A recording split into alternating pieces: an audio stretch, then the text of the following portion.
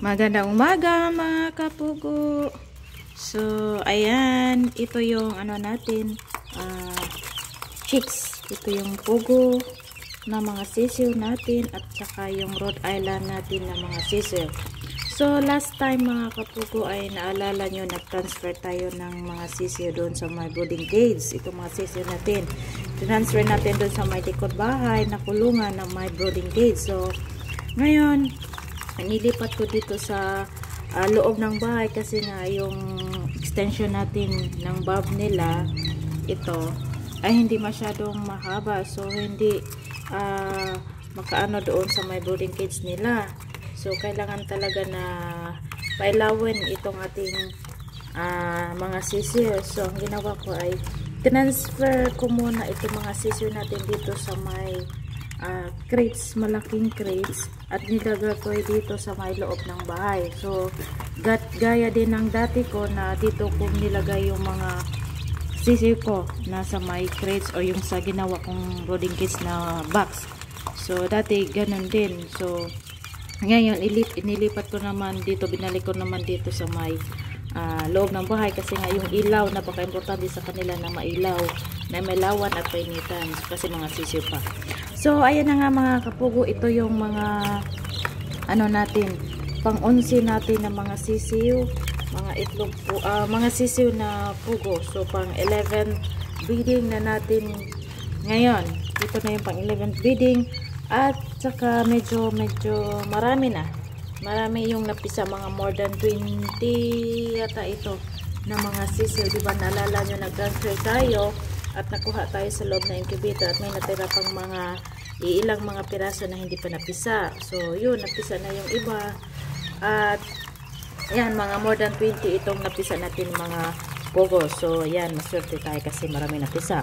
At saka yung Rhode Island natin na mga pugo, mga Rhode Island na manok rather, yan, napisa na rin at nalala nyo medyo marami na rin yung itlog nilagay natin. So ito, napisa na rin at saka ito, 8 ang napisa na mga itlog ng Rhode Island. So yan, 8. So diba marami na rin mga kapugo. So ito pinagsama ko na lang kasi pareho namang mga chicks, pero pag habang lumalaki ito, i-separate ko ito kasi yung mga Rhode Island natin na mga sisiw ay medyo malaki. Tapos malaki talaga sila kumpara mo sa pugo lang talaga na maliit lang. So para hindi magkawawa itong mga pugo nating sisiw, i-separate natin ng mga ngayong ilang mga susunod na araw. So sa ngayon dito muna sila pansamantala habang yan, mainitan sila at yan, tingnan niyo yung iba nakaano na rin. So mga 14 days old na itong mga pugo natin, so pwede na rin natin ito ilagay sa may brooding cage dun sa likod bahay. So ayan, tingnan niyo diba, ang ganda. May ano na tayo, Rhode Island, yan, ay magkahawak. Yan, ito, diba, Rhode Island na manok, tingnan niyo. Yan.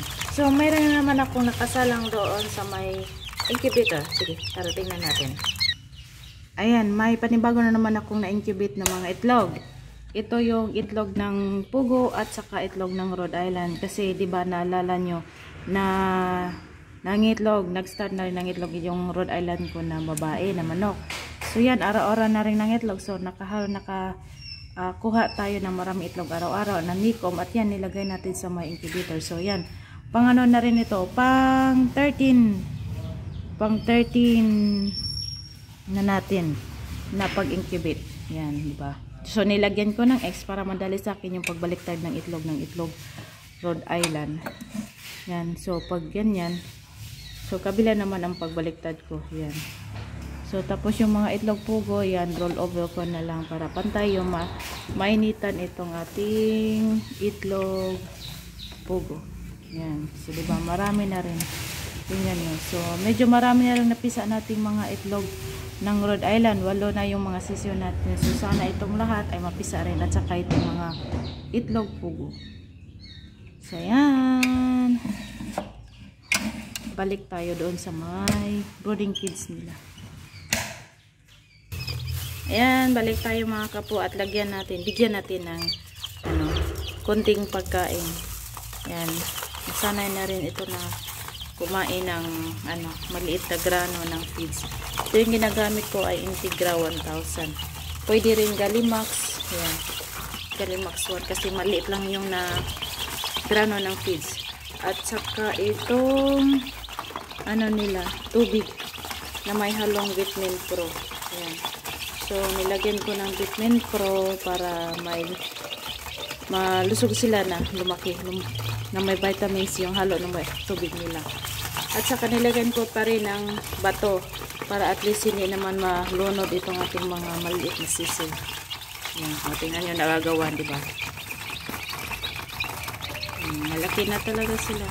So, mag 14 days, siguro 14 days old, ay transfer natin doon sa likod bahay. Doon sa may brooding cage talaga nila. Hindi dito sa may crates na maliit na crates. Kasi habang lumalaki itong mga sisiw natin ay magkasiksikan na ito. At hindi rin na rin kasya para sa kanila itong ganitong espaso na maliit. So, kailangan natin ilipat natin sa may malaking espaso para naman maganda yung paglaki nila. Hindi siksikan. O, diba, ang cute, nag-aagawan ng feeds.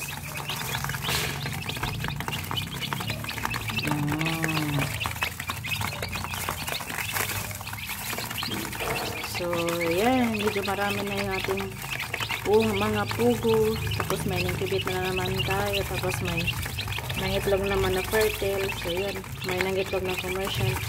At saka yung Rhode Island natin na manok. Yan, diba? May tatlo na rin ako dito. Doon na may crossbreed na malaki na. So, ito naman yung pangalawa natin na pag-breeding yan, diba? Malaki na rin sila. Yan.